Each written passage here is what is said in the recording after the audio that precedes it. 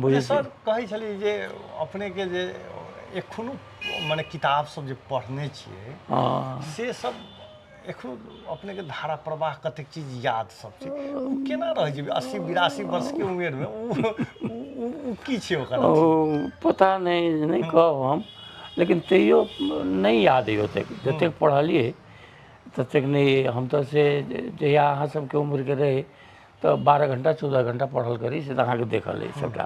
अहाँ तऽ परिवारके सदस्य छी, अहाँ कह देलहुँ तऽ से रहै। तऽ उ सब बात सब जे छै दिमागमे नहीं रहल, लेकिन जतबो अइ तकरोसँ उपयोग नहीं छै। एकटा इहो कारण छै जे भीतरमे कहियो कालके होइत रहै जे ई एते पढ़ि कऽ हम केलियै कि एकर तऽ कतहु नहि प्रयोग नहीं छै। तऽ से छै, लेकिन तैयो आन गोटे सबसँ बहुत बात बेसी याद अइ। बहुत रास बात सब जे सब दिमागमे से कुलबुलाइत रहैए। आ जतऽ कतहु मानि लिअ जे संदेह होइए अच्छा ई की भेलै एकटा बात कहै छी, लेबनीज जे कहने रहै एना, अथवा हेराक्लिटस से कहने रहै ई कहने रहै कथी रहै सेंटेंस, तऽ देख लेलहुँ कोनो पुरान सएह छै।